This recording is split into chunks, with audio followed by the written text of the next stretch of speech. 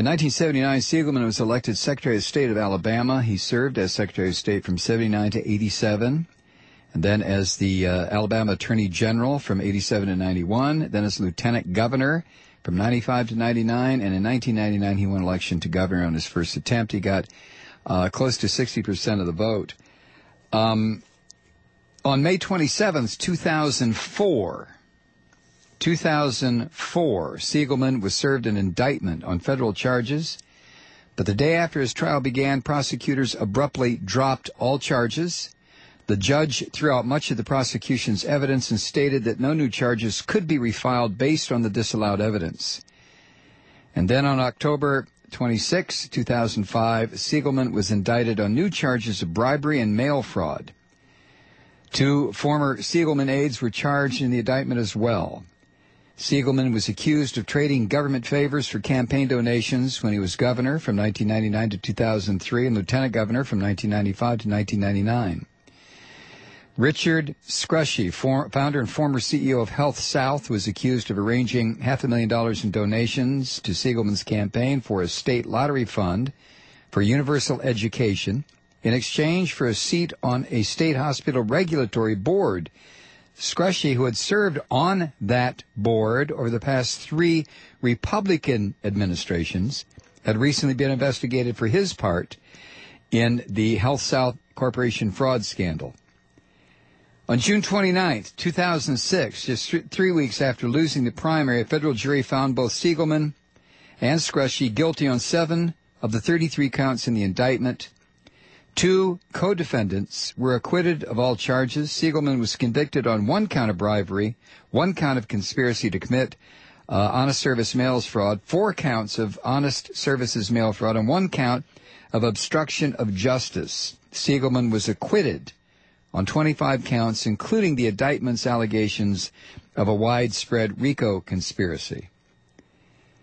Siegelman has said in his defense that Scrushy had been on the board of the State Hospital Regulatory Board during several preceding governorships, and that Scrushy's contributions toward the State Lottery Fund for Universal Education was unrelated.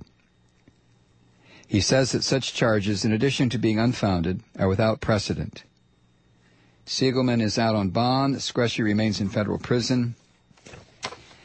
And most recently, what I have heard, until I got an email from Don this evening, was that the Obama Justice Department, and I'll call it that because Obama's the president and Eric Holder is the Attorney General, but somebody, or some bodies, plural, within the Obama Justice Department now is trying to seek additional prison time for Don Siegelman. Couple more quotes here. Professor Bennett Gershman of Pace University School of Law, the preeminent scholar in the field of prosecutorial misconduct, who wrote the book Prosecutorial Misconduct, said, quote, "I've never encountered another prosecution," he's referring to Siegelman's, "in which it appears so clearly that the prosecutors were zealously bent on pursuing an individual rather than on a crime. An example of bad faith prosecution, the Siegelman case may be without parallel as an example of bad faith prosecution. And there's no better example of the corrosive effect on the reputation of the Department of Justice than the prosecution of Don Siegelman." It goes on and on and on. 54 former attorneys general, Democrats and Republicans, said in the 11th Circuit's ruling in the Siegelman case, or I should say that the 11th Circuit's ruling in the Siegelman case means, quote, "A prosecutor has the power to indict and convict any politician and any donor whenever a donation was made, and the politician took action consistent with the donor's desires while aware of said desire."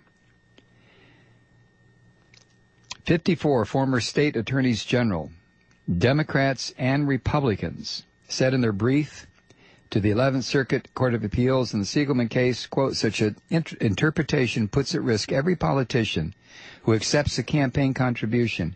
It criminalizes activities that fall short of an explicit quid pro quo agreement and can only lead to an impermissible chilling effect on the First Amendment right to contribute to political campaigns." I could sit here and talk for the next 2 or 3 hours about the Siegelman case, but let's welcome Don Siegelman. Don, thanks for joining us today. Oh, Mike, thank you so much. I'm glad to be here. I want to add that I was convicted of something that has never before been considered a crime in America, according to the New York Times.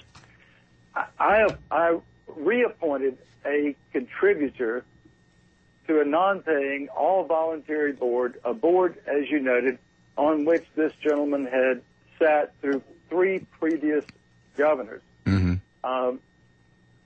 Grant Woods, a Republican attorney general from Arizona, said on 60 Minutes that they couldn't beat Siegelman fair and square, so they targeted him with this prosecution.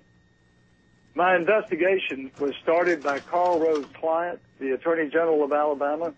I was brought to trial 1 month before the election by the U.S. Attorney, who was the wife of my Republican opponent's campaign manager. I want to say that again. The person who investigated me and brought me to trial during my campaign for re-election is the wife of my opponent's campaign manager, who happens to be Karl Rove's best friend in Alabama. After the trial, a Republican lawyer came forward and gave sworn testimony to the House Judiciary Committee that Karl Rove was directing the Department of Justice to prosecute me. After I was convicted, my sentence was enhanced for speaking out against the political nature of the prosecution. I was handcuffed, shackled. I was taken to Atlanta, to the maximum security prison there, and put in solitary confinement. Finally, I was released 9 months later on an 11th Circuit Court of Appeals ruling because they said there were substantial questions of law and fact likely to result in a reversal. And that was after, as you noted, 54 former state attorneys general, both Republicans and Democrats, filed a brief saying that what I did was in fact no crime.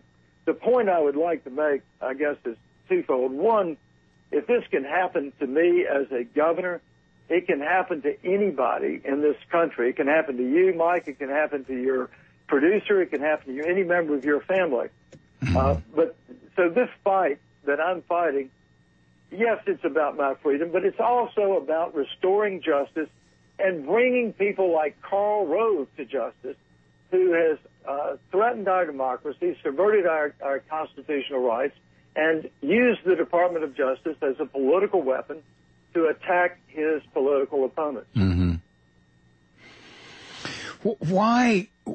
And we have a break here in just a minute, Don, that I'll have to take. But let me get the question out. What would be the reason that Rove or the Bush political machine would reach into Alabama politics, for God's sake, and go after a man who had, as you did, a sterling record all the way up? I mean, easy answer. Okay. Let's go ahead and take the break, and I'll be glad to expound on that when we come back. Yeah, because that's the part that, let me put you on hold. We'll come back in a second. We're talking with Don Siegelman, former governor of Alabama, former attorney general of Alabama, who was a target of Karl Rove and the Bush crime family.